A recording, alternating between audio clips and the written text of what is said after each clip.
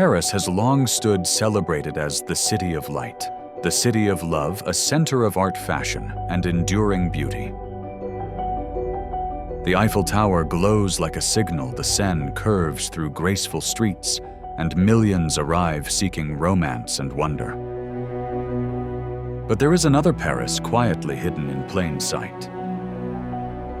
Beneath bridges and doorways and along icy sidewalks, thousands struggle each night for warmth and safety. These are lives at the margins, people running out of time and options, their hardships unfolding just steps away from the world's most admired landmarks.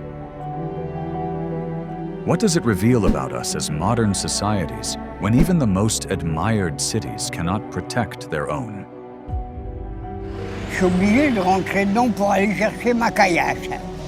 Parce que les chauffeurs de taxi, ils me jettent des pièces comme ça. Mais les pièces, elles tombent dans le trou.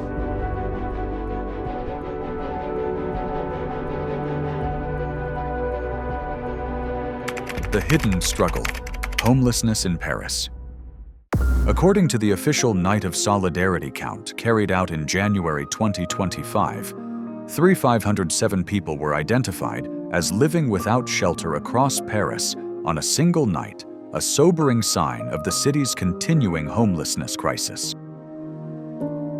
Despite Paris's global image as a city of beauty and cultural abundance, these individuals spend their nights beneath bridges along the Seine and inside improvised shelters largely unseen by the tourists drawn to its famous landmarks. The number of homeless residents in Paris is not an isolated figure. It reflects a deeper social problem that has endured despite France's extensive social protection systems. In a city celebrated for its refinement, where the Eiffel Tower glitters above illuminated streets, shelters remain overwhelmed, and public spaces often carry the burden of this overlooked population. The gap between the splendor of Parisian architecture and the realities faced by those without homes could not be more pronounced. How often do we truly see the quiet suffering just beyond our view? Those who sleep where crowds pass without pause. This crisis is not theoretical. It is deeply personal.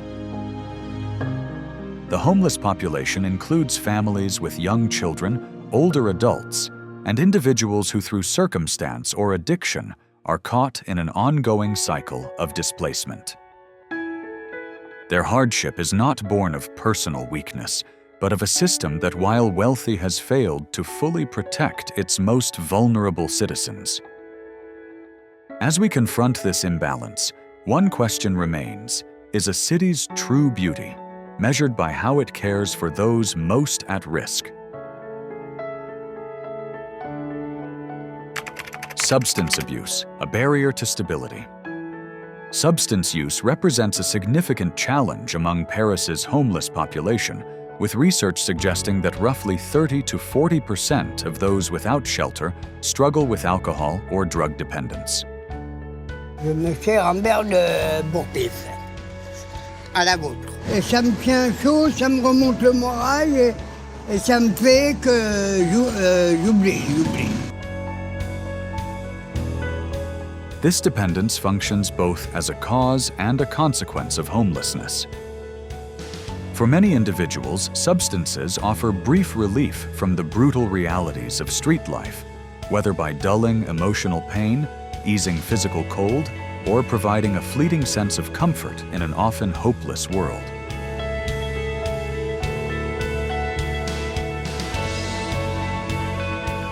The impact of substance use on the homeless is severe. Already exposed by the absence of stable housing, these individuals face even greater risks when addiction compounds their vulnerability. Substance dependence heightens the likelihood of serious health problems, including chronic illness, infectious disease, and physical injury. It also places them at increased risk of violence, both from others living on the streets and from the broader public. Tragically, overdose fatalities among homeless populations are increasing, a painful reminder of how addiction can end lives under the harshest conditions.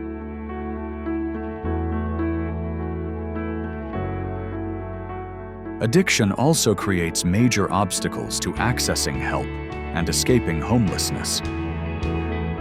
It undermines efforts to secure stable housing and maintain employment, two essential foundations for reintegration into society. Rather than moving forward, those affected often remain trapped in a destructive cycle where addiction blocks solutions and homelessness makes recovery even harder. Public spaces become their only shelter, reinforcing a relentless loop of despair.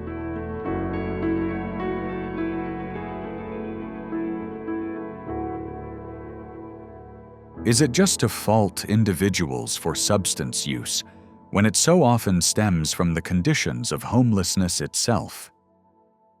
Addiction is rarely a simple decision. It is a complex reaction to trauma, deprivation, and isolation. Yet society frequently treats addiction as a personal failing instead of recognizing it as a symptom of systemic neglect. This challenge extends far beyond Paris. In discussions about homeless in America, public debate often focuses on opioid addiction, long-term alcoholism, and other dependencies that lock people into poverty and exclusion. While the specific substances may vary by country, the underlying struggles are strikingly similar.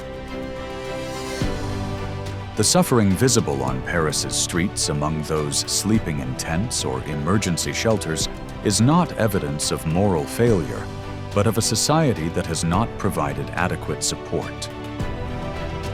It is not merely an issue of individual choice, but a question of collective responsibility.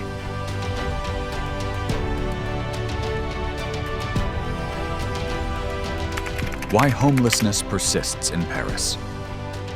The homelessness crisis in Paris, much like in other major cities worldwide, is driven by deeper structural forces. At the core of the problem is a rapidly rising cost of living, with housing prices increasing far beyond what many residents can afford. The shortage of affordable housing has made securing stable accommodation nearly unattainable for large portions of the population. Within the Île-de-France region, which includes Paris, almost half of France's homeless population is concentrated, underscoring the fierce competition for housing in the capital. When demand for housing exceeds supply, the most vulnerable are the first to be pushed aside. Yet this crisis extends beyond housing alone. It is intensified by economic insecurity, mental health challenges, and the difficulties migrants face as they attempt to establish themselves in an unfamiliar country. In recent years, as Paris prepares for major international events such as the Olympics, authorities have introduced measures like hostile architecture, concrete barriers, and deliberately uncomfortable benches meant to deter people from sleeping in public spaces. Instead of addressing the root causes of homelessness, these actions aim to move the problem out of sight, removing it from public awareness. What does it mean when a society spends more effort hiding its struggles than resolving them? Is that genuine progress, or merely a short-term response to a much deeper problem? This pattern is not exclusive to Paris. In America, homelessness is often fueled by soaring healthcare costs, stagnant wages, and the destructive impact of the opioid epidemic. There is also an added dimension in the United States, a legacy of mass incarceration, the absence of universal social protections, and fragmented support systems that fail to deliver lasting solutions. As in Paris, homelessness is not about individual shortcomings or bad decisions. It is the outcome of systemic breakdowns. In both settings, homelessness exposes a striking contradiction. In Paris, the beauty of its historic avenues, cafes, and monuments does nothing to change the reality of people sleeping on freezing sidewalks. In America, vast wealth and opportunity frequently exist alongside entire communities unable to secure stable housing. These cities glow with ambition and promise, yet in their shadows, human suffering persists. And the question that remains is this: if we possess the resources to create such prosperity, why are so many still left behind?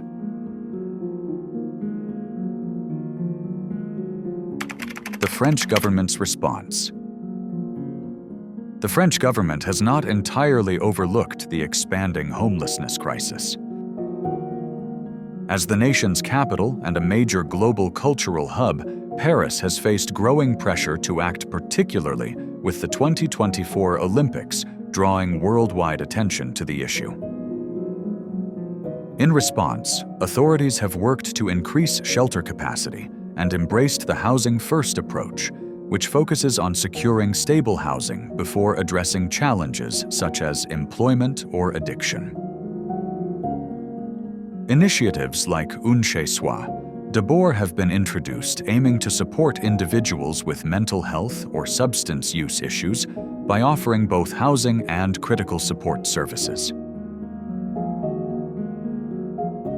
Still, these initiatives, despite positive intentions, have moved forward slowly and inconsistently. Funding dedicated to homelessness remains insufficient, and coordination between local and national agencies is often disjointed. The need for affordable housing in Paris continues to far exceed availability, with shelters frequently operating at full capacity and forced to turn people away. As a result, many individuals and families are left without proper shelter, particularly during winter, when humanitarian organizations warn of life-threatening cold exposure. Even with France's strong welfare framework, it appears strained by the scope and complexity of homelessness in the modern age. More troubling, however, is the sense that some responses have prioritized appearance over impact. In preparation for the Olympics, officials dismantled several homeless encampments, installing barriers and concrete blocks beneath bridges to stop people from returning. While these steps may have temporarily cleared visible areas, they fail to confront the underlying causes of homelessness. In many cases, such measures simply push the problem further out of sight, making it less visible but no less real.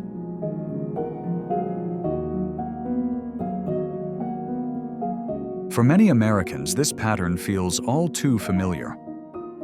Scenes of encampment removals, often justified as public safety or urban improvement efforts, are widely recognized.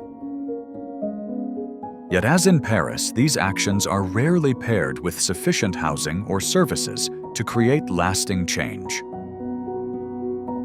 The core problems remain unsolved, allowing the cycle of homelessness to continue.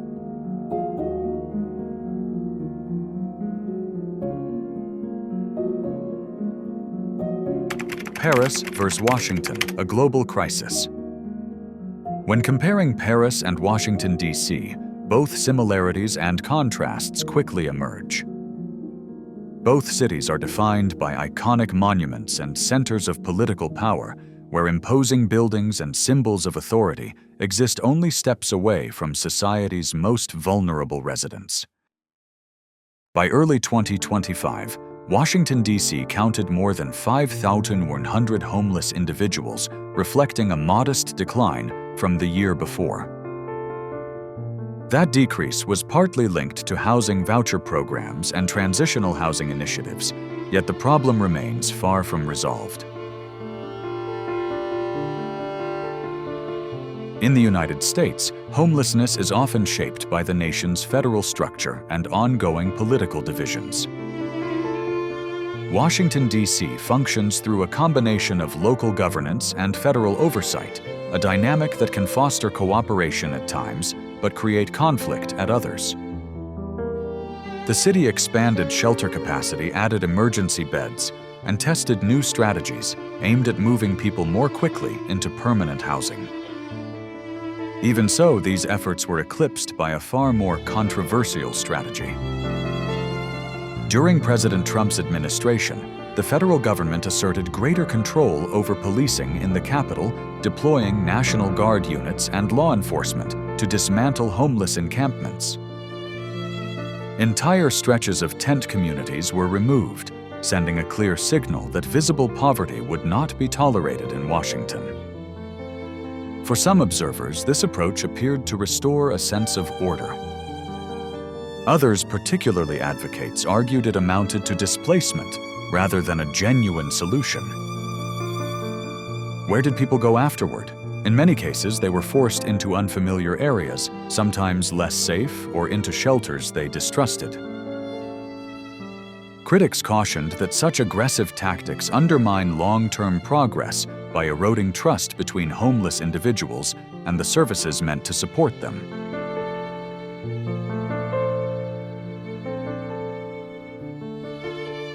Paris has not relied on military involvement, yet its pre-Olympics strategy echoed a similar pattern, clearing visible spaces without confronting underlying causes.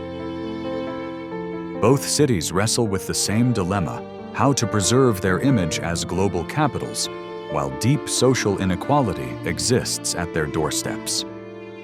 And both serve as reminders that removing people from view does not resolve homelessness itself. What France can learn from America. Can France draw lessons from America's response to homelessness, despite its shortcomings? The answer is far from simple. The United States has experimented with a wide range of strategies to address homelessness, some of which have produced measurable results. Initiatives centered on rapid rehousing collaboration between public institutions and private organizations, and the use of data to track outcomes, have demonstrated potential. Washington, D.C.'s modest reduction in homelessness reflects the combined impact of housing vouchers and supportive services working in tandem. France could take cues from this approach by strengthening its own housing-first model and integrating more comprehensive healthcare services, especially in mental health and addiction treatment, alongside permanent housing. Still, there are important warnings to consider.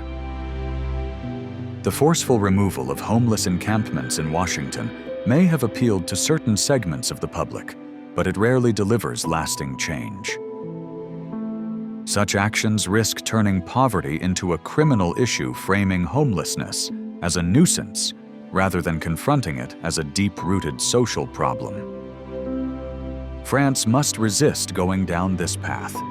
Rather than focusing solely on making homelessness less visible, it should aim to balance public order with human dignity, ensuring that efforts to clear streets do not erode fundamental rights. The deeper lesson is that homelessness represents far more than a lack of housing. It reflects a society's core values. Homeless in America often exposes the weaknesses of a fragmented welfare system, where inequality and economic strain continue to intensify. Although France benefits from a stronger social safety net, that system is also under growing pressure from economic challenges and migration.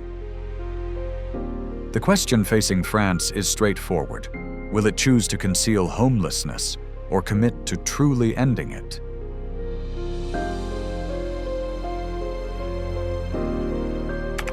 A personal reflection on homelessness.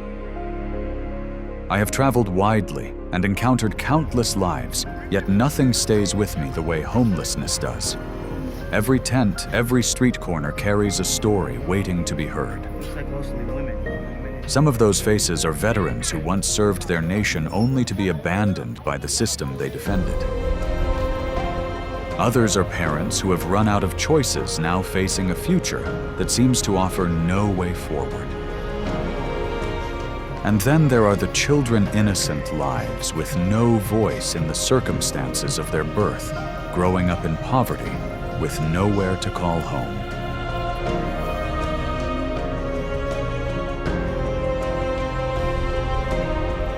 As an American, it can be tempting to see homelessness as someone else's problem, something distant and removed. But the reality is, it belongs to all of us. When I look at Paris, I recognize the same struggle simply draped in another flag. The faces may change, but the battle remains identical. Those of us who have lived through years of social change understand that a society is not measured by its riches or influence, but by how it treats those most at risk. So the question becomes clear: what kind of society do we choose to be? One that looks away, or one that reaches out? The tents I have seen in Paris and Washington are not symbols of personal failure. They are warnings of systems that no longer work. They remind us that prosperity without compassion is unstable, and that neglecting the vulnerable eventually affects us all. These images demand action, not merely sympathy, but a commitment to kindness, responsibility, and the restoration of dignity for those who need it most. Conclusion. Homelessness in Paris, like that seen across many large cities worldwide, is not merely a matter of personal struggle. It reflects deeper systemic breakdowns today now. The city's splendor and elegance cannot conceal the lived reality of people without housing. The French government's actions, while often sincere, come up short, much as the US still wrestles with policy failures. The faces of homelessness are familiar, not strangers. They include veterans, parents, and children, all seeking more than sympathy. They deserve compassion, dignity, and a chance to rebuild their lives. Ultimately, the question remains: can we as societies choose to confront this crisis directly, or will we keep turning away, still